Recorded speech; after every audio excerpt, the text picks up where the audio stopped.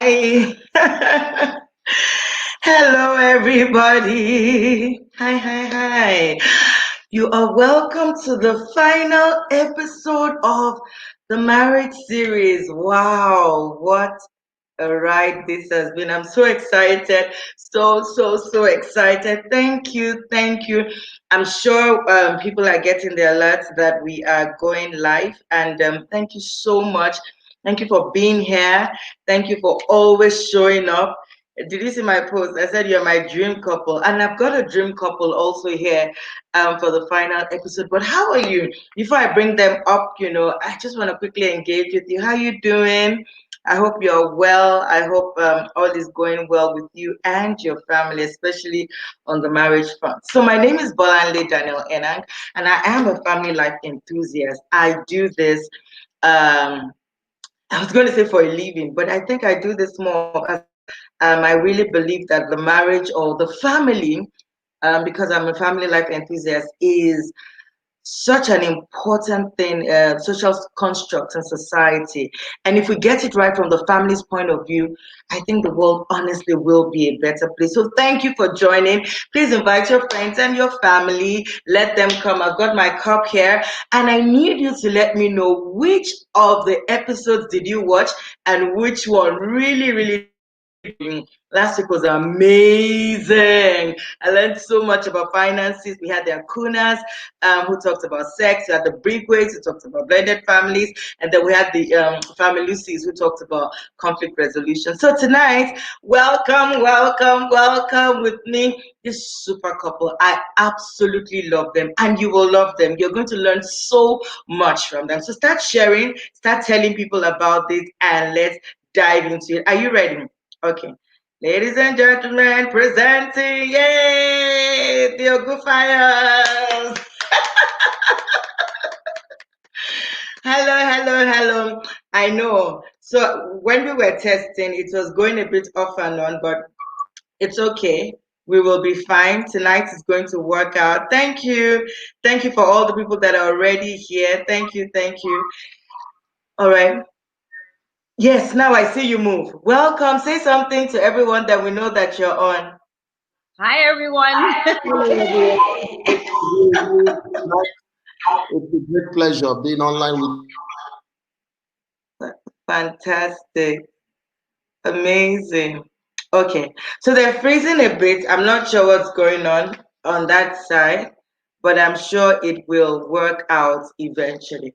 Let's try the different options. Um, okay. Can you hear? Um, it's freezing on your side. Yeah. We actually hear you very well. I realize that. Okay. You know what? Let's keep talking because we can't, sometimes they can't hear, but it's okay. I'm sure it will all work out eventually. Perfect. Okay, so they are, you see, they've introduced themselves as, let me just show you how they refer to themselves. Okay, so let's do that. I'm going to hide this so people can see how you refer to yourselves as Fortified together. And I'm telling you, I've known Pastor T, I've actually met you before both of you got married, and I've watched them. I've learned so much. They're one of my most favorite couples in the world. And I mean that. I'm not saying that for you know how you just say things. No, I'm actually saying that, and I'm excited that both of you are the people ending, this whole marriage series. You're the last couple that I have. So I really want to thank you both for coming tonight. Okay, let's jump right into it. It's 5 minutes into this. Tell us about yourselves. Just a little bit about yourself. you go first. Okay. So I like to introduce myself as the perception shaper. So what I do is that I help, individuals who are at crossroads or in life transitions to identify and maximize resources and opportunities that are available at that point in that season and in that.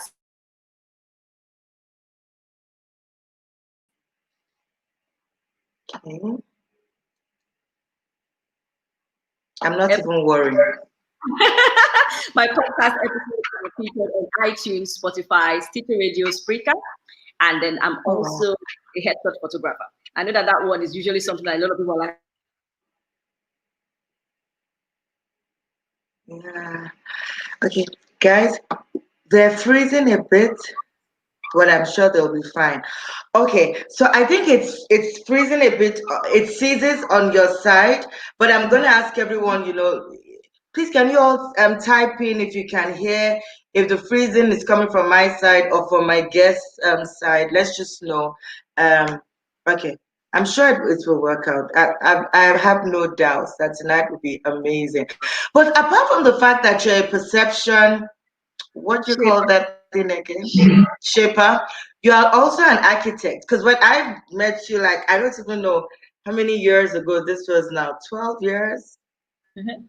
or more? No, no, no. More than that. Maybe like 14. Yeah, yeah, about 14 years ago when I met you, you were an architect. Actually, you see, we're great people. For those who don't know what that is, that's like the best university in Nigeria. For all the other Nigerian students who went to other schools, they're always so upset that they didn't have the opportunity. Because now I met both of them. I met particularly the husband. I call him Pastor T because he was my school pastor. He's such an amazing gift, and his beautiful wife. I remember looking at you, both of you, then I'm like, oh my gosh, she is so beautiful. She is so smart. This Pastor T is so sharp. Sharp guy. How he just got this beautiful girl. No, I've always admired both of you, always admired you. So I know you're an architect also. That's what you studied, but I know that, and we will talk about that because I'm very interested in maybe letting people know a bit more about that. Okay, Pastor T, and you, how would you Yeah, introduce yourself? yeah. I'll finish my actually. So she didn't tell us that she's Bukola, but we call her Fortified. So that's the name that you see on my profile.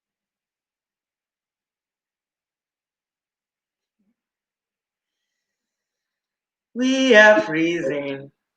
I don't know why, but we can hear you live and clear, Bolanle, actually. Really? Can you hear us now? Yeah, I can. I can. Yeah. I'll make sure I'm moving so that you see that I'm moving. Okay. Do you know what's going on?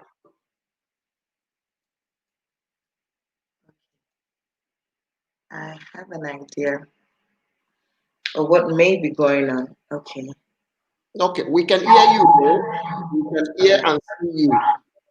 Okay. So I think what I'm going to do is if I get into your conversation, just know that it's because now you're probably frozen or something, and I'm sure we will be fine. Actually, when I Uh, freeze, when it freezes, we know we can see it. oh, can you? Okay. Yeah, you see Perfect. the startup sign there. Okay. Okay. Okay. All right. Not a problem. Yeah, I don't worry too much about these things. So how do you describe yourself? Yeah. So again, Tope is my name. I know you introduced me as Pastor T.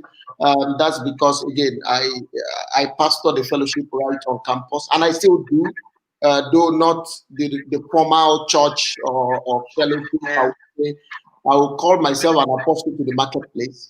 So I do a Right. lot of stuff in the marketplace. Um, I'm a mechanical engineer by training, but after the first 2 or 3 years of work, I've never done anything mechanical engineering again. So now I manage men and resources. So I'm a senior director with Procter and Gamble, a company that I've worked with for 17 years. I'm a supply chain professional. I mentor people, I coach people, I help people. That's what makes me happy and excited when I see other people, excited, happy, doing well. And my wife and I, we are doing the same thing in the marriage space with Fortified Together. So with Fortified Together, what we are simply doing is helping marriages, those who are just about to get married, those who are already married, helping them to follow a rhythm that we have seen experientially can produce awesome and absolute result. And we've tested these principles for 15 going to 16 years. And I am always saying this. By God's grace, we've not had a better last year. Each year has been an improvement on the previous. I always say this also jokingly that, of course, we have our own issues, but these issues are very few and very far apart. And I think that makes us a very happy couple. So we're so excited to be joining this live session today. Thank you, Bolanle. You see why I love them? Can you see? Smart people. I'm telling you, I roll. I roll with the Eagles, man. I go. Thank you so much, both of you. Thank you. And guys, I want you to. This is our last session of the marriage series, and I can tell you that this couple are amazing. You can ask them any question. I can vouch that they will give you true, practical answers to marriage issues. I think just knowing both of you, even I guess before you got married and then you moved very close to where I was living in Lagos. So I would come to you guys. I think, in fact, your child's naming ceremony, your first child, I was there. I mean, like, this is a couple that I've literally just watched them. And as a single girl, I have grown. I really want to thank you both, actually, for just being an example, for being a blessing, for being a gift in the way that you have carried yourselves, in the way that you've conducted your lives. I think that a lot of us who are close to you just watch you and we learn a lot. So I'm just using this opportunity to say thank you. Thank you for being you. Thank you. Okay. So what season do you describe your marriage in? What season do you think you are in right now as a couple? Okay, so if I were to look at maybe the things that we are seeing to determine what kind of season that we're in, I'll probably say that we're at a place of continual growth, right? We're always growing. I chatted with you on that. We're very excited about learning about each other and learning about marriage itself. We always want to learn more. We believe that there's more. In fact, one of the things we always pray for is, God, we know that there are levels of marriage that we don't understand yet. Bring us to that level of understanding so that we can key that into our marriage. So we are in that place where we are continually growing, discovering each other more, despite the fact that we are 15 years plus, right? So we're in that place of growth. We're in that place of fruitfulness as well, because we're now at a point where we're deliberate to impact other people as well. So we're trying to transfer some of the things that God has blessed us with, to be able to help other marriages and couples and families as well. And I would also say that we're at a point of harvest because many of the things that we have sown in the past as singles and in the early stages of our marriage, we are seeing the results now. And of course, we can say it's been a bright and beautiful time. Of course, if I want to use a word from all the seasons, I'll probably say we're in our summer season, right? Summer season, bright and beautiful, with growth, with harvest, right? And yes, it comes with some rains, it comes with some very extreme sun sometimes, but basically it's a beautiful summer. So that's the way I would say it. Yeah, and I absolutely agree. We've tried to also look at the different seasons with what typically obtains, right? And the best way to describe it is really the summer, right? We've gone through other seasons, and I'm sure a lot of couples listening to us tonight will probably identify different seasons, right? So for example, when you go through your fall, the fall season is a period of change where you have a lot of changes, whether somebody's relocating, somebody just had a baby, somebody's changing jobs. We've gone through periods of transition. We've moved around a lot, we've faced stuff a lot, and the skills that you need in that season might be different from what you need in your summer. Summer season, we're basically enjoying the fruits that we've sown earlier on. Some people are in the spring season, right? Spring season is a season of busyness, busy schedules, busy stuff. They rarely have time for each other. They are doing things, right? And we have also faced that of late because my wife has just discovered new stuff that she's been doing. And each time we've had to balance that season with our summer season, right? And some people are also going through a season of loss, of grief, of disappointment, and that's what you see with winter. Winter comes with a lot of cold, lots of disappointment. Maybe someone just lost something, health situations. Probably it has to do with faithfulness and all what have you, right? So people go through different seasons, but if we want to describe us, I think it's the summer period of our marriage, and we're enjoying it. While we, things go around, we might need to, rotate around certain other seasons. We're basically enjoying the period of summer right now. I love that. I love that. I like the fact that you've also, in that, just encouraged people to say, you know what? Marriages come in, we have different phases and different seasons in our marriages, and that's also okay. Already people are saying, great session. Thank you. Thank you. And Ronke is welcoming you. Welcome, welcome. She's also great, Ife, by the way. I was going to ask you how you knew she's the one.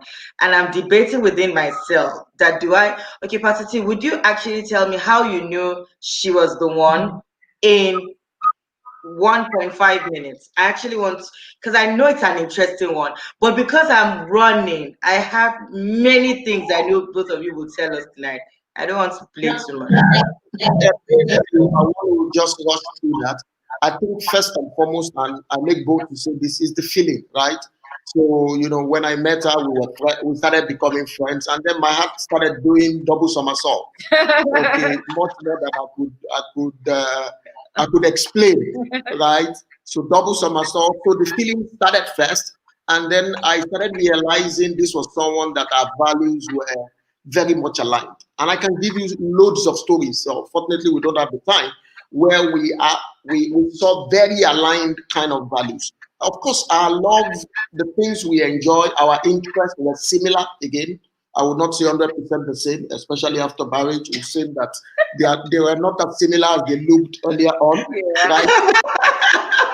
Yeah. But I would say for me, the final foundational thing, and I'm not, I have no apology saying it, is that there was a knowing, right? So apart from the feeling, there was a knowing. I just knew in my heart of heart, the way God used to speak to me, that this was the person, right?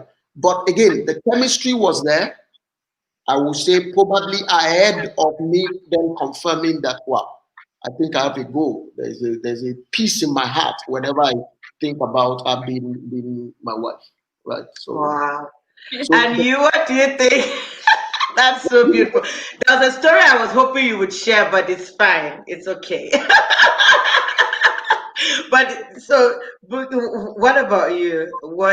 How did you know? Well, for me, I think one of the things that keeps us properly for us was the friendship, right? So, of course, the feelings started coming in. And even at that time, when we were very good friends, I wasn't thinking that it was going to be thinking about me. Okay, why? I don't know. I just didn't think like that because I was probably thinking, oh, it's from another fellowship. I was in CLF in school. So I was That's thinking, right. person will probably not be thinking about someone like me that you probably want someone more castle right or you just we're cool people. What's wrong with you? I wasn't really quite thinking about that, but like you said, the values were showing. But the good thing is, I had a list I had to rewrite before again. I wrote a list because I had a list before. And then I had a relationship that I was in that didn't work out the way I wanted. He was a believer too, but it just didn't work out the way I wanted. So I went back to my list and to God, I said, God, this time we're going to stick to this list. So whatever is on this list is what we're going to work for, right? And so definitely I was seeing the things on the list, the closer we became as friends. And I was like, okay, this is something. So that for me was a great pointer to the knowing. But then, like he said, the knowing was very deep for me. And how was the knowing particular for me? I think by the time I had the reflection on the relationship that didn't work for me, one of the things that was clear for me was, the instruction in the word about men loving their wives. Okay. And I was out for that. And honestly, before he proposed, I could say that I was sure he loved me. Oh.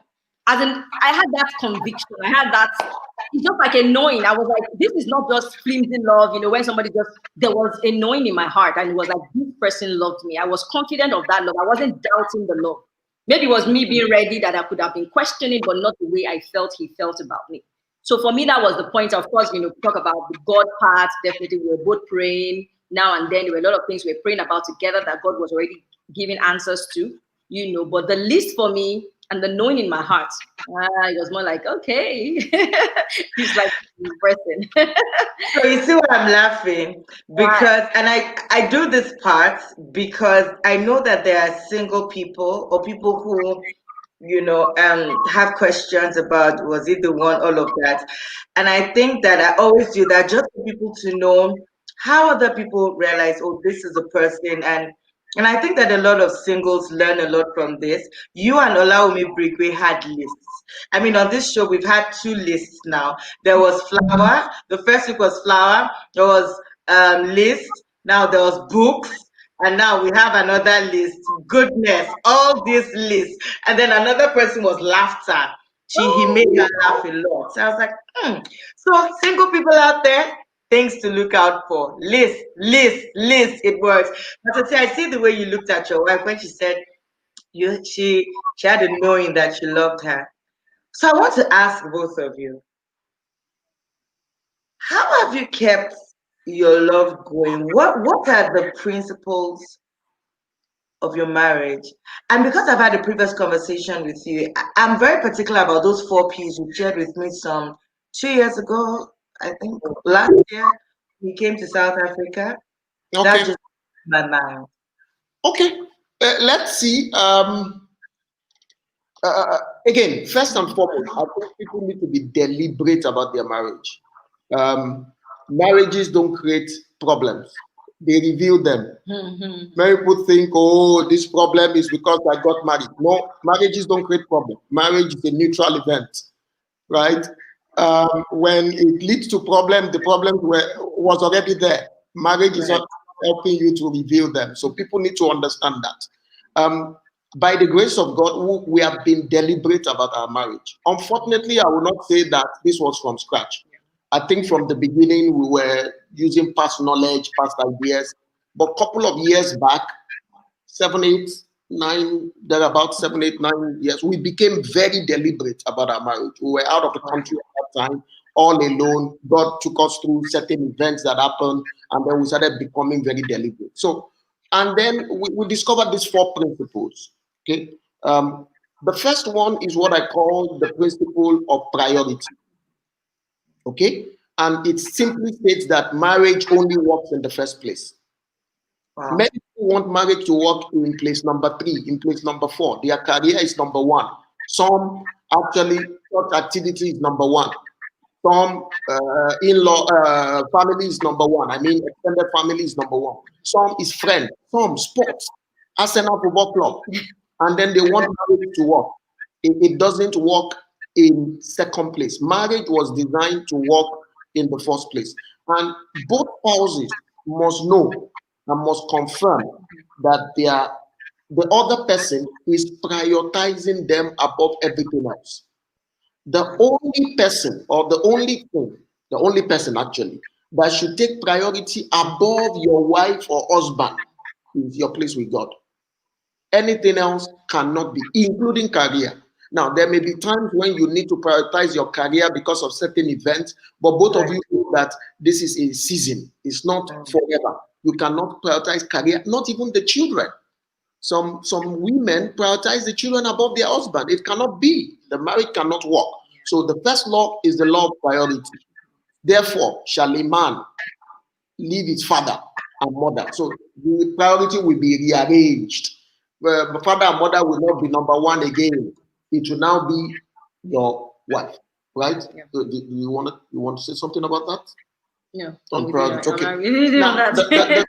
and by the way, it's not all about telling your spouse you are my number 1. No, this priority shows in different ways. One, in the way you sacrifice, so your spouse knows that this lady can go out of her way to please me. This lady makes sacrifice. This man makes sacrifice because of us. So number 2, time. Time. What? If we look at the percentage of your time, how much would you spend with your spouse?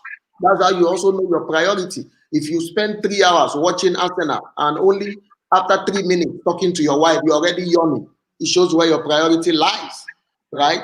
Sacrifice, time, value, what have you. That's the way you prioritize your spouse. The second law or the second principle is the principle of pursuit. And Of this what? of pursuit. You are pursuing. And Yeah, this, pursuit. we can spend a lot of time. My wife and myself can spend minutes and hours talking about this. But briefly, many people don't know. They think that now that we're married, everything will just fall in place. They feel that the only thing is get the right person. Once you get the right person, we will live forever, happily ever after for the rest of our lives. Nothing can be further from the truth. True. And that it is not working is not a pointer to the fact that you married the wrong person. Not necessarily. Because many people feel, since it's not working, I married the wrong person. And the only solution is I have to change her or I have to change him. You are joking with fire. That's not the problem. The problem is that you are not obeying the law of pursuit. What does that law say? That law says that every morning you pursue your spouse. It's as if you are starting the dating game again, right? You pursue. So when you say I love you yesterday, that I love you evaporated after midnight. I like that. You understand? You cannot say, but I told you I love you. That one should last you for 1 week. No, especially if it's from the guy to the woman. So when I tell my wife I love you, it lasts only 24 hours. You need to see another one, right? And Thank you. this is the way that females think. But guys, we think in blocks. In blocks, we feel that okay, let me go and buy a big gift so that this I love you can be for 1 month, right? So you go and buy a car, you give a lady a car. See, look at it now, giving you a car. And Should if last you 1 year. you don't say exactly, you think that for the next 1 year I'm secured. You'll be surprised that 3 days after your spouse, you are talking, and then she starts to cry. You don't love me. You don't love me. You know how frustrating that can be. Yeah. You understand? That can be very frustrating. I don't love you. What about that Pajero outside? Because people don't understand the law of pursuit. And the law of pursuit, you can relate it to the principle of manna. God sent to the Israelites manna sufficient for 1 day. 1 day. But like guys were like the Israelites. We now gather it. We gather it. So let's save it. Let's store it. But you know what happened to it? It got spoiled. Right. Only Right. for 1 day. That's the principle of manna. Okay, I love you. It lasts 1 day. Flour, 1 point. Chocolate, 1 point. Jewelry, maybe 3 points. Yes. But not more. Maybe 3 points. Cruise. 5 points. Yeah. But not more. Holidays. Don't think that all of a sudden you will score 1,000 points. No, they expire after 24 hours. So you must consistently pursue. Both of you must pursue. You wake up, you say, what can I do to change things, to turn things around, right? Wow, A card today. What does she like? What does he like? So don't think, maybe I cooked him good food yesterday. That's it. You better pursue. There are people pursuing him more. You had better be ahead of them. Okay? And then and there are people pursuing her too. yeah, and there are people pursuing her too, right? Winking at her. So you had better be pursuing very well as well. Okay? And then there is the law of possession or the principle of possession. This one is a big deal in our world today because people are doing nuptial agreement. Yeah. This is your own thing, this is my own thing. That's against the principle of marriage. The law of possession or principle of possession simply states that you own things together. Together, there is no separate, and the two shall become one. That's it. So there is no. I used to tell my wife, even before God blessed us to this extent, we started working the same month. That's the story for another day because that's one of the reasons how I knew as well. We prayed together for job under one bridge in Ikeja. Without closing our eyes, we agreed together, and God answered our prayers, and both of us got married. We'll get them back. Don't worry. So whilst we're getting them back, you heard, so Pastor T, 1 second. Whilst we're getting them back, everybody, you've heard about the law of priority, the law of pursuit, and the law of possession. Please invite your friends and family. I think this is something you really want to share. This is something you want to let people know more and people just gain insight into their marriage. So please share. Love you. Pastor T, carry on. So both of you prayed. Mm? Both of you prayed under the bridge at Ikeja, and then you started working. Can you see? If you get somebody that's not even praying with you, how do we deal with this matter? Please carry on. No, network will come up. Don't worry, we're fine. Please carry on. Okay, so we Thanks for and liking. then we prayed. God answered the prayer. We started work the same day, the same month, and then we started this principle. See, you don't have money, your money, my money. It doesn't exist. We have our money in your account, our money in FCMB, our money in GT, our money in Stanbic.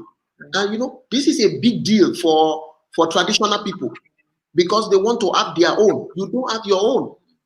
If you cannot share with your spouse, they are not marryable. You shouldn't marry them. When you marry Right. them, you own things together. So I don't have anything of my own. Whatever, there is no money that goes out of my account now, except the one that we pay ourselves, that my wife doesn't know about. Okay, regularly we open the account, we see this is how much we have. Okay, but people still hide things, and some of these are caused by parents. They say, don't show her everything. No, in our village, no, no, no, no, no. You don't reveal your heart to your wife. That's traditional. That's against God's rule. That's against marriage rule. And this prenuptial agreement, okay, we only stay together. It's only after if we are married for 10 years that we start owning things together. That's devilish. It's not according to the manufacturer's guidebook on marriage. And the final principle is the principle of purity. This one is a big one. Okay? It says, and both of them were naked and were not ashamed. Okay? They were naked and not ashamed. That's the principle of purity. Openness. Openness, where we don't keep secrets. Okay? Today, there are some people, their spouses cannot even dare to go near their phone. What is in the phone? They cannot even dare. Some, they are doing stuff that their spouses don't know about. And that's one of the reasons why some spouses suffer, God forbid, when the breadwinner dies. Because she That's doesn't right. have an idea of anything. The guy has worked that, has saved the Lord, but the children start to suffer. You know why? Mm, Lack of openness. that's right. That's lack of openness. One of the things that my wife always reminds me about is openness. Openness. You want to say a bit about openness, sweetheart? Yeah, I think that for openness, apart from things like business deals, financial things, and all of that, what I feel like some guys tend to struggle with is opening up about their thoughts and their feelings. That's really where they have an issue, because you're like, you have a feeling, and you're like, oh, I didn't think about that. You go, what are you thinking? What are you feeling? And we women are very quick to do that. So this is where I feel about this person. This is where I thought about this situation. This is what I'm thinking. These are the things I Yeah. get storming on my mind and all that. But guys are quite conservative about that. So we need to realize the fact that bringing that into your marriage is very key. You need to give your spouse that space. I know that for us, before we even started getting it right, one of the things he had to make me also see was the fact that sometimes when he wanted to talk, open up. I'm a very inquisitive person, so I'm already asking questions. And then you say, when you start asking this question now, I don't care, I'm listening because I love gist. So give me all the gist possible.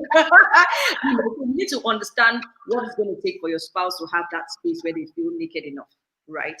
To A not, safe space with yes, you. yes, a safe space where they can be naked enough and not be ashamed whenever they open up with you, knowing that the things you share will not be used against them Exactly. at any point. Mm. You won't refer to That's a big against one, them. right? That's a Yeah. big one, right? And It's a huge one, yeah, because actually. you were naked and not ashamed. If you are naked and you make them ashamed, Yeah. they will be clothed the next time. Oh yeah. You're right. Right. Yeah. So Yeah.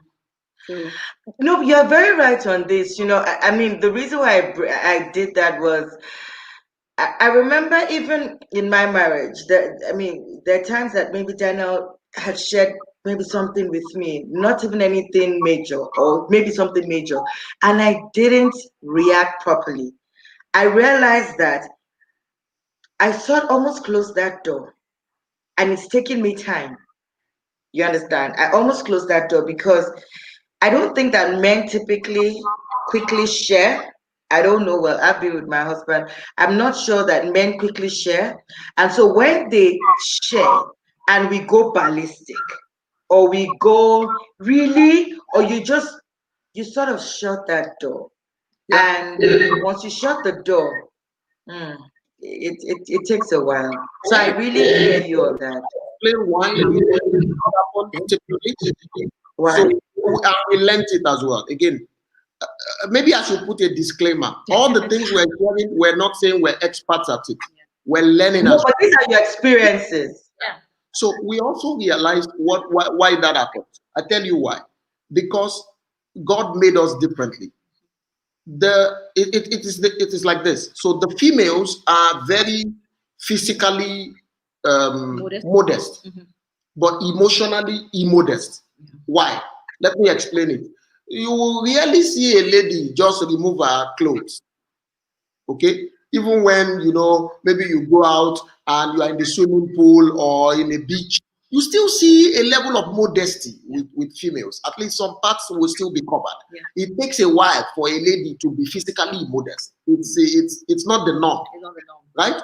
But emotionally, the typical lady, they can gist when they meet for the first time with their colleagues, with their friends that they've never met before. They are talking about children, they are talking about husband, they are talking about things that you cannot imagine. I things, hear you. things of the art. The reverse is the case for guys. We're physically modest. In the swimming pool, remove your clothes. Who cares? You probably walk half naked. Exactly, half naked to the pool. Who cares? Physically immodest. But guess what? Bolanle and everyone listening, we're emotionally very modest. It's the reverse. When you see Wow. guys talking, the only thing they can talk about is football. There is no things of the art. We rarely talk about things of the art. We rarely talk about feelings. So where do they? You really talk about females. Feelings. Oh, Not the deep things of the art, the ephemeral things, soccer, Work, weather, engineering, work, work. That's it. bosses, investments. That's it. It takes a while to get into the heart of a man.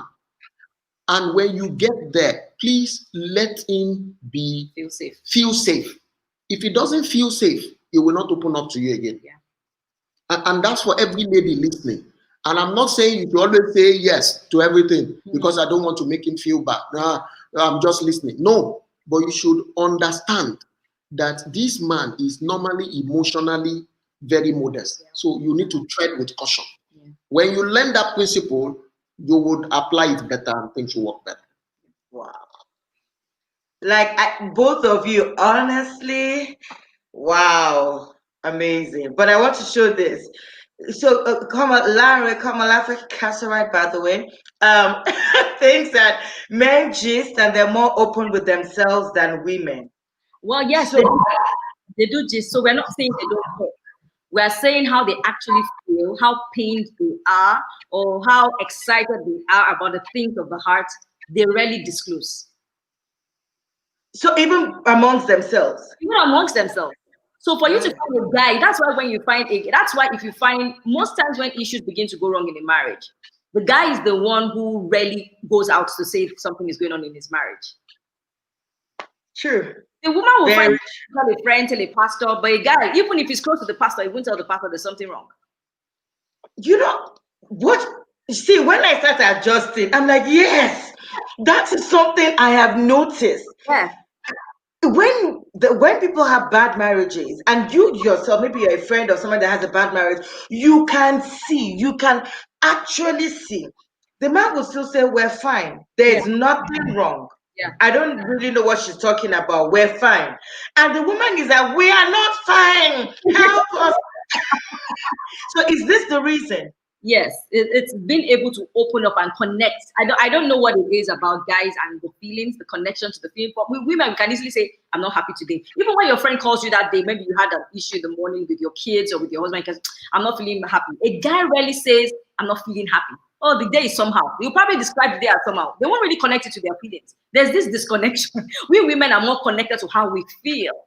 So that's why I was saying earlier that one of the things we try to do with respect to the law of purity is making sure that I try to encourage him. How I will ask him, how are you feeling about? You will tell me something happened with someone. I'll say, How do you feel? And that's very true. My wife is a very common question in our conversation. And initially, I used to feel, what kind of question is this? How do you feel? But now I'm getting, again, I'm not saying I'm perfect, but I'm getting a bit that's okay. The next question is, how do you feel? So how do I feel? You know, the important thing, sometimes I don't know how I feel. But honestly, this is really good. Thank you. I think that's a word for us ladies. And what I'm hearing now is be very intentional about guarding the feelings of your man as a woman. Know that if a man gets to the point where he trusts you and he speaks to you, that's a gift. He's really sharing his core with you. And I think that's such an important, and I'm saying that very deliberately, that's such an important thing. If we want our marriages to actually be rich and go deeper. As a woman, I can talk and sometimes like, baby, you're not listening. But if he speaks to me, I need to actually take that very seriously and reverence it. Thank you. Thank you, both of you. Perfect. So we all got those principles, guys. Did you get that? It is priority.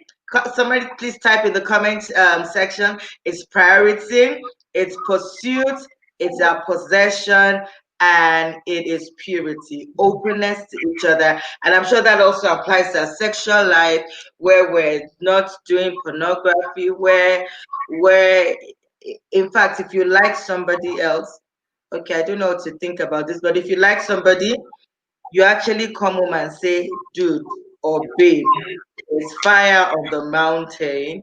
Can we talk about this?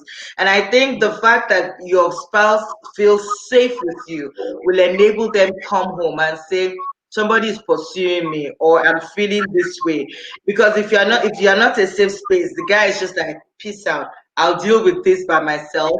And then you start drifting farther and farther, right? My peace out. So many people are like, yes, women can gist. That's true. And we always talk about how we feel. Okay. So I want to ask you, Mrs. T, like somebody calls you. I like that, or Mrs. T. My call her is Bookie, but let's use Mrs. T. So I know that in the early, and I know you both don't mind if I say this, you both made a decision in terms of career. Like I said, I mean, you're an architect. You went to one of the best universities ever, and you did work on the master's level and all of that worked. And then sooner that I knew, first child, you stopped working. What was that? And how did that play out in your I actually practiced architecture after marriage. I had already joined the bank before we got married. Yes. So I had stopped doing architecture by the time, Oh, yes, that's true. Yeah, so I was already in banking, in the banking sector. And so I was in the bank till we had our second, right? Oh, okay. Yeah. Well, I was in the bank till we had our second. But what happened was I started like growing on my inside. That's the way I like to describe it, because I'm someone who's very passionate about personal development. So on the way to work and back every day, I was listening to Jack Canfield in the car. I was reading books and all that. And so I was having a lot of ideas on what was possible, things that I could do. And, I started telling him, man, there's so much more we can do. There's so much I can do. But I knew that it was impossible for me to stretch on anything extra with the setup we had as a family. So we had a split family system then. He was working outside Lagos. I was alone in Lagos with the kids. He was coming on weekends. Thank God for his mom that was really there for me at those times, especially when the kids were really small. So I always had some form of company. But, that time, I knew that it was impossible to say I was going to start something by the side while working with him not in Lagos. Something had to give. So we had that discussion and I told him, and then the good thing is there were even pointers in my organization then that I was like, I'm not sure this space is allowing me to grow the way I wanted. So I was like, why not go and apply somewhere else? So there were things happening at work, changing bosses, and I was like, I think this is the right time to just kind of move. But it wasn't like an easy decision for us because I think I decided in 2009, and late 2009 was when I decided, and I didn't drop my letter until like the second quarter of 2010. So we've been talking and praying about it for almost like 9 months. You know, we were at it, so we just told ourselves we're going to have this plan. You know, we're going to save and see how the savings would work with our plans and things like that. And I decided it was time to go. The good thing is he knew what I was going through at work. He knew what I could do as well. So it was like, okay, fine, let's see how this goes. And I already had an idea of a lot of things I wanted to do. So I was like, these are the things I want to do. So I'm just going to sit at home, you know. So he was like, okay, let's give it a shot. And you know, that was why we made that decision. And it's been from that to eventually coming into all that I'm doing currently. So there was a bit of a break with a third baby that came at that time, but it was timely. Everything worked well. But I would say the decision to leave paid employment came at the right time because it was like a year or two before we eventually left Lagos for the assignment he had there. So it was just the right timing because I would have had to decide then, do I leave the bank? Do I leave my job? What am I going to do when I get there and all that? But I was already in the flow of, we should go, let's go together. I'm already not fixed with any organization. So it was easy. It was just the right timing, basically. Let me put it that way. But it's been great because it's been a journey of, the transition journey for me has been one of discovering what I love to do. But I must say that I am not sure I would have done much if not for his support, really. His support has been outstanding, amazing. He has never put me under pressure. You know, he has he has never put me under pressure on what he expects. In fact, sometimes when I think I'm doing a lot, he's the one that will tell me, calm down. You are doing too much. We are not seeing you again. All these things you're trying to build, you know, we can do this and all of that. But we learned early a place of contentment as a family. I think that really helped us. We learned contentment because we had to look at what was coming in as inflow for us. And we're like, is it about just making more or building a strong family foundation? And for us, that was what I focused on really. So I have this question I need to ask both of you. The background to this is you've talked about contentment, and my question had come before your contentment bit, which is important. But a lot of people watch this from Nigeria. I mean, I live in South Africa. I know both of you also are not there, but you've had experience as a married couple in that country and in different continents.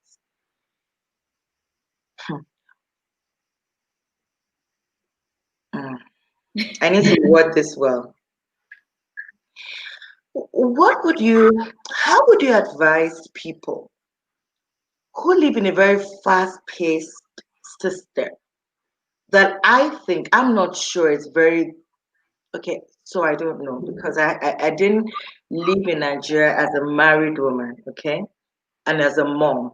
But I worry sometimes, now I'm seeing it online, about people who live in a very fast-paced economy. Mom is not in, dad is not in, all of that. Now, both of you have lived as a couple. You've lived in two other continents of the world. Please get practical with me. How can a marriage stay fortified? Not everybody can move out of Nigeria. Not everybody can afford that, both families, or can they? How do I even know? So talk to me. Pastor Tico? Maybe first. Okay, so when we think about Fortified, right? Because I mean, that's what we try to drive with Fortified together. I think for me, and I know that when I talk about God, sometimes I know if people will say, oh, that was a cliche. I know, but really it's not. The first bit for me is there's a bond that must exist, right? And the bond is with God. And I'm not trying to be all spiritual or but really, but outside of this, you cannot get this wrong. That bond with God is key, individually and together. You need to have it. You cannot play with it. That is everything left to me. Because like one of our pastor friends in Lagos used to say, if the two of you are conscious to make your relationship with God work, your marriage will work. Right. If you're deliberate, man, I want to honor God all the time. Even when it's not convenient for you, you know that whatever decision you're taking that is going to bless your marriage, even if it's not convenient for you, giving glory to God, you will be the beneficiary at the end of the day. So that connection with God, you cannot joke with. I mean it. I mean, this is really it. Individually and then together. So the thing is, it's actually unfair when you find a marriage where one person is the one on which every other person's spirituality is lying on. because both of you need to be doing your part, really. You cannot, it's not fair for the woman to be doing her own thing, having fun around, while the man is the one committing the family to God and doing the right things. Or it's the other way, where the woman is one chasing a pastor, pray for us, think it's unfair. There's a part you both have to play, right? So that bond with God, that bond together with God, and of course, the bond you have together. Yeah. See, even if all you have at the end of the day is just drinking Gary, I'm telling you, if you guys have a strong bond, the things of the world you would love could make things better for your marriage, but they're not the things that actually make marriage work. They make marriage a little bit more convenient. What makes marriage work? What makes marriage work for me is following the manual. There's a manual. What is the manual? The manual is the word of God, right? You have someone who designed marriage. God designed marriage. And there's a way he has designed marriage. And there's a plan he has for every marriage, for it to be beautiful, loving. The marriage is a multiplying factor in the life of anyone. You do it well, you do it God's way, you will get the benefits. As in, it's a promise. It's like saying that if you get into water, you will get wet. So the way God did is like, if you get married, you will get these things. They come with it, especially when it is done his way. So that's why for me, I feel that when you look at the place of fortifying a marriage, you can't fortify a marriage outside of the one who made it. Yep, true. Outside of the one who made it, no, you cannot. Because there's just a way he will feel. There's a prayer we pray a lot.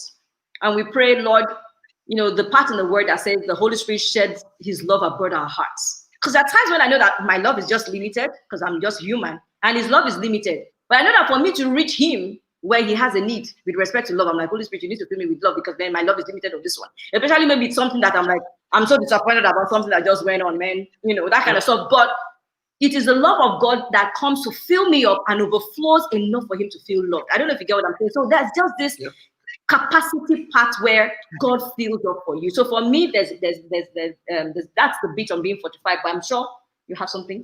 Yeah, I want to refer first to what you talk about, contentment, right? And again, I want to sound a note of warning to couples. One of the biggest deals that I've seen in our generation is the trap of comparison, where you want to compare yourself with other people, with other couples, or with other people that you left school together. And the social media, in this one, I don't know what to call the social media. The social media is a vagabond. So you can't say that we're using social media right now. I said when it comes to comparison. So two people will post this, and then they will post it. We are happy always. And then you see, are these not people? Yeah. Okay. I saw one online a couple of weeks ago. The lady was saying, we shared this, we took this picture the night after we discussed our divorce. Okay. And then you see the picture, and you are like, even the guy that is trying, you say, are these not people? Are these not people? You need to be wary of the trap of comparison. The question is, what do you want, and what does God want for you? What do you want? What do you want? And that's the principle we talked about, Bolanle, on the principle of priority. We prioritize our marriage above all else. Listen, if I have to spend a dinner date with my wife versus going to spend with friends, the decision is already made. It's not something that I will now be bothering. No, priority is already made. Do you want your marriage to be fortified? What does fortify mean? It has the right foundation, and it has structures around it, a wall around it. Okay, so you need to build boundaries. What do you allow in? What do you allow out? Some of us, we allow negative influences in. Somebody will come, it's like when you open a door. Okay, when the Bible talks about foothold, you open the door and you put your leg there. You cannot close that door. Yeah. And once that happens, anything can go in and go out. Yeah. Some of us, the devil already has a foothold in our marriage. So the door is not closing. Something is coming out. Things that should not come in are coming in. Things that should not go out are going out. Be watchful about that. That's what a fortified marriage is all about. The foundation is right. There is a boundary, emotional boundary, physical boundary. Not everybody can come. Some of you, I'm sorry to say, I don't know why I'm saying this, but I apologize in advance. Some of you, even your bedroom, anybody can go there. Anybody can go to your bedroom. Come on, stop that. Where is the boundary around that? Your mom comes and wants to talk to you, and it must be your bedroom, and you even have the effort to drive your wife out because you want to talk to your mom in your bedroom. When do you put a boundary around that? When do you put a boundary around your emotions? Or everybody is just free of charge. Brother Kule, everyone is sending you emojis, love emojis, smiling emojis, hug emojis. When do you put a boundary around that? When do you put a boundary around your finance? Or everybody just comes, send us money, and you send everybody. You are Father Christmas. I told people, I said, your name is not El Shaddai. It will never be El Shaddai. If it is anything close to El Shaddai, it is El Shaddai. Don't think you can solve everybody's problem. You cannot. So fortification is about building boundaries and having the right foundation. Yeah. Wow. Mrs. T and Pastor, I mean, this is just beautiful. Wow. Like, guys, right? Please ask questions. I'm going to start rounding up. But you know what you said, Mrs. Buki, about the bond. Wow. So you're saying to me that that's one of the biggest things. So you are saying the bond. Pastor T, you're talking about comparison. Yes, both of you are saying, what is it that you want? And what are you really basing your marriage on? What is the bond? What keeps you close? So you're saying to me, yes, you might be waking up early because we're talking about people who live in a fast-paced economy. Does that apply? And by the way, somebody's already, they're giving you can see that you cannot put a word, hey? Mrs. T is on point. Okay. But really, like, you're saying, think of those two things, comparison, having a bond. What glues you together? God, and how are both of you? Like, how did both of you get to that point? Give me just, how did you get to this point? What happened? Were you always like this? Did you always know this was how you wanted it to be? Yeah. And I'm rounding up. Okay, so I think for me, I think we started by having a picture, and it's one of the things that I think together we want to encourage couples with is having a picture. When you always have a picture of what you want, it's easier to work towards it. So before we got married, I mean, both of us have come from a point where we've seen a lot of things with marriages out there, our families and friends, and we had decided that we wanted a marriage that would work. It was just a normal thing. And one of the things we kept telling ourselves that we wanted our marriage to be a model marriage. From the onset, we'd always wanted that. We've always had that as a prayer point, model unto many and an example unto others. It had always been our desire. We had wanted and that. It is part of our family vision statement. Exactly. Well. It's also part of our family mission statement too. Now, we also got to a point. So we had that. So we had learned a few things around marriage before we got married. But, along the line, the usual hitch and ups and downs of marriages, we got to a particular down in our marriage that we're like, revisited the vision of wanting to be an example, and they were like, no, God, we want to fix things right now. And going forward, we want to do it right. So we became even more intentional from that point. Right. So it was not like we desired it, but we're not that deliberate. Yeah. From the beginning, we're just doing the things before. Oh, let's do this right. Oh, we're doing this, and we're praying, we're doing things where, but the intentionality of a lot of things that we're doing today started when we started to rise up from the valley moments that we had as a couple. Yeah. This is powerful. So I want both of you to actually give us some practical tips on how to make this work. I mean, you said a lot in the 4 principles. You've spoken a lot about the bonding, about comparison. And for all the couples out there, I think it's so important. Yes, I value Pastor T and his wife. I love both of you. I know that definitely everybody has their challenges, but please, can we all just stop comparing? You look at people and say, and I do that sometimes, and sometimes women, it's in your heart and it's showing in your behavior. You're like, is that not somebody who is always kissing there? Is that, you don't know what's going on at home. Fortify your home. Let God use your home to be a blessing. Finish and clear. So on our way out, give us practical tips, guys. What did you do in Egypt? How do we make this thing work? Again, there is there is a seed that you need to sow in marriage. It's the seed of time, right? Um, Great marriages don't just appear, right? They are cultivated. They are cultivated, right?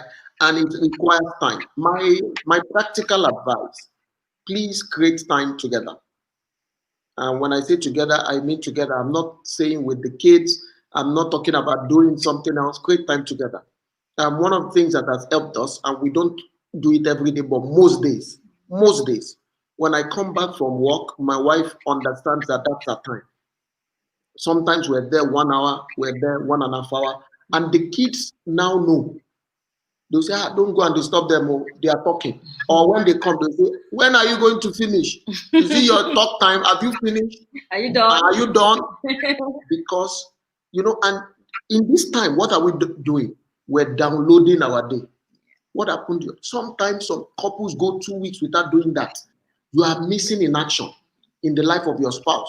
As in your spouse are taking certain emotional decisions you don't even know. Yeah. So today now, when my wife asked me, how was your day? The typical guy answer, it was good, it was fine. I've gone past that now. I know when she say, how was your day? I know what she wants to hear. It includes, when did you leave the house? When did you get into the car? When did you arrive at work? Did anybody greet you at the reception? When you got what happened? That's an extreme case. You go, did you sit alone or did you sit with someone else? What was the discussion like? And so on and so forth.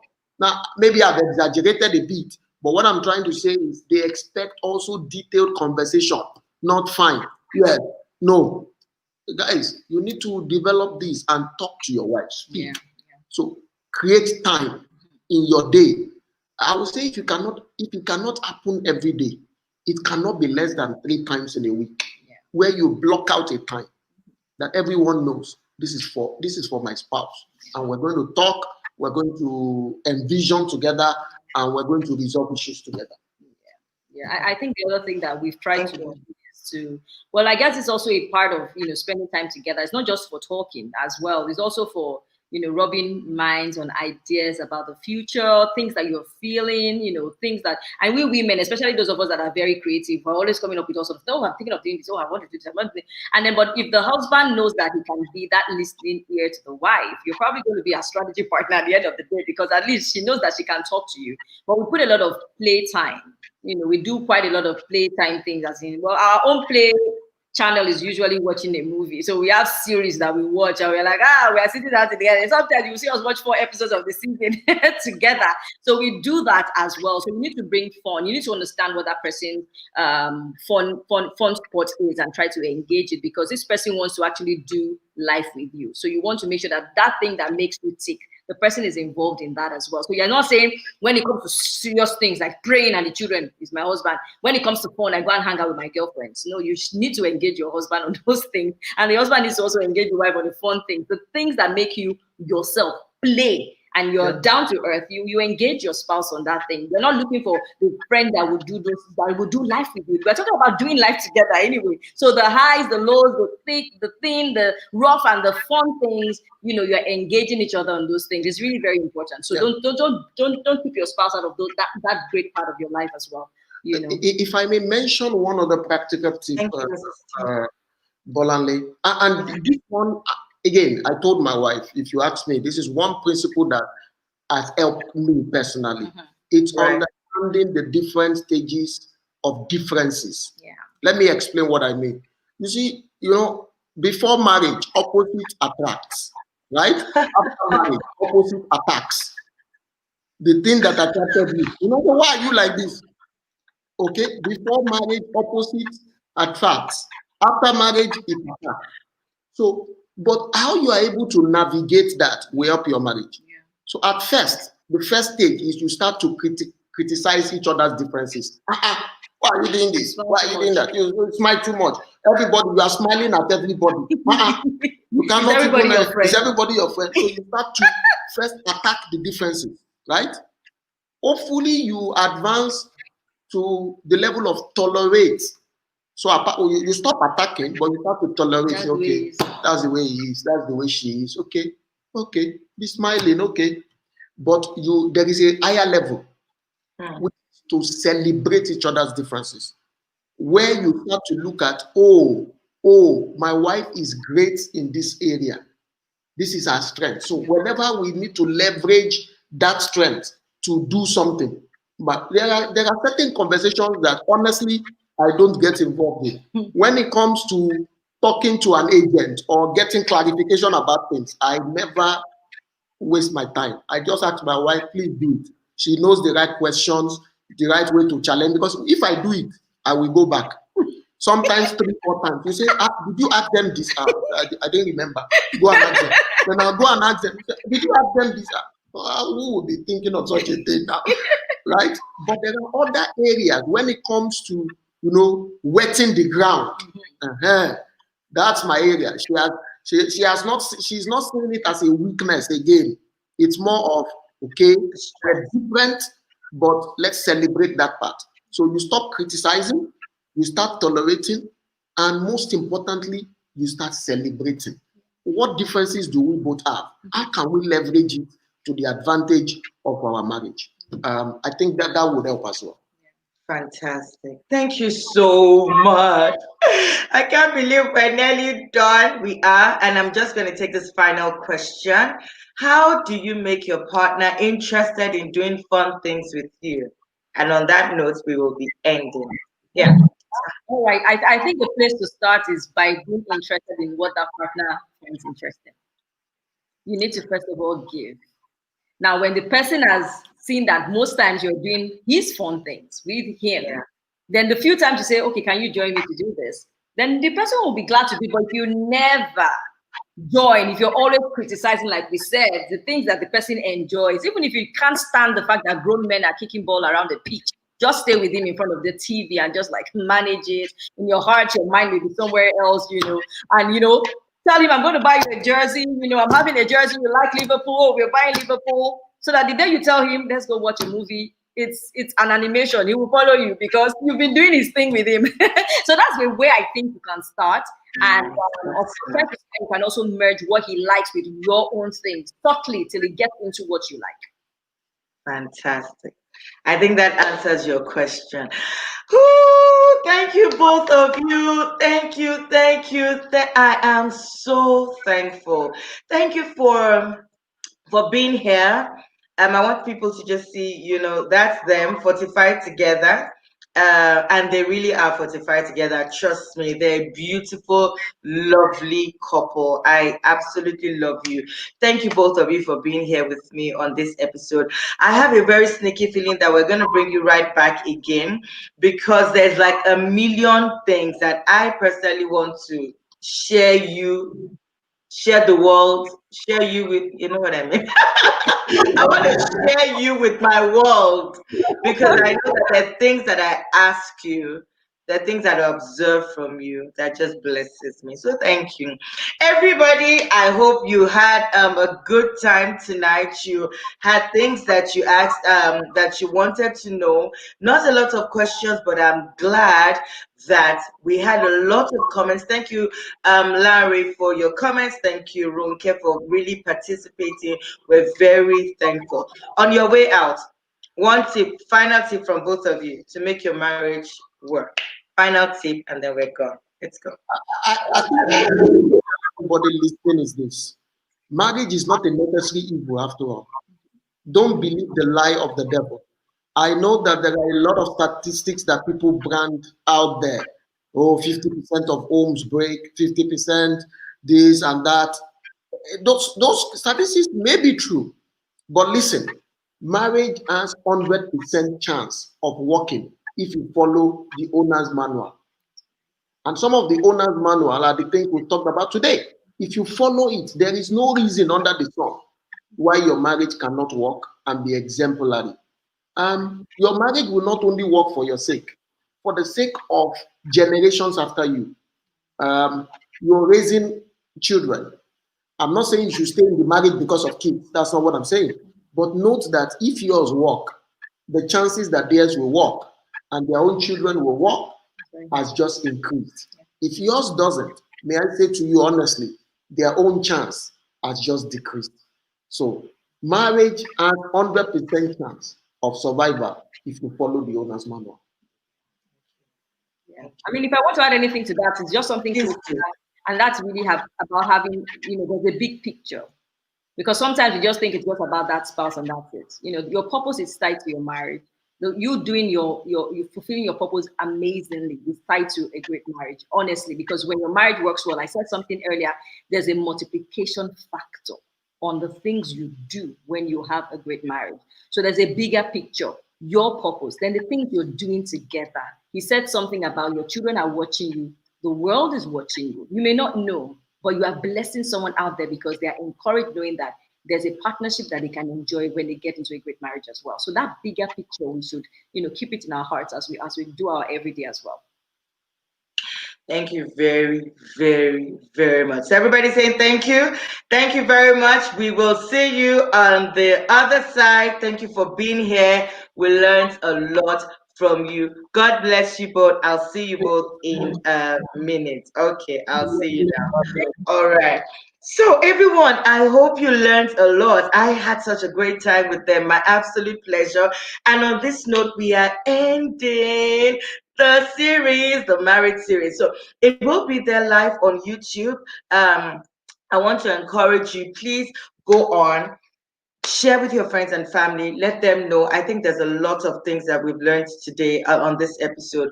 Go and fortify your marriage. Go on. And then as we leave, please, I'd like to encourage you to get a copy of Power of the Table. It's an amazing book. I'm grateful. Thank you, everybody. Thank you. Thank you. It's an absolute pleasure. Thank you very much. Get the Power of the Table. You can find it on Amazon. It's about, I think, $4 or something like that. So get a copy of this, send it to your friends and family. Let's make our family stronger. I wrote this 2 years ago, and it's been such a blessing, such a gift. We're going to take a 2 weeks break, and then I'll be back in about 2 weeks' time. Maybe with the series, maybe not. But actually, I'm going to do a few teachings on some of the research and the work that I'm doing. It's really exciting days ahead. We're going to do a few series on what we offer as capacity growth consults in terms of, helping working parents, resourcing working parents, just helping families, parenting, making relationships grow better and stronger. So I thank you, everybody, for being here tonight. Thank you so much. Please share. God bless you too. Thank you very much. Please share and let other people be blessed by the things that you have learned. Remember, it's not a function of what you heard, it's what you do that matters. So today, make a plan to do something differently. I've been doing things differently and I'm seeing the difference in my own home. Let's do this life together. Let's make our homes better. And remember, God loves you. I love you. And never forget, you are the best parent for your child. Keep making the investment in yourself. And one day they will thank you for what you do. Remember also that marriages, families are to be enjoyed and not endured. Have a super fantastic day ahead. Bye-bye. Bye. Have fun. Take care. Bye.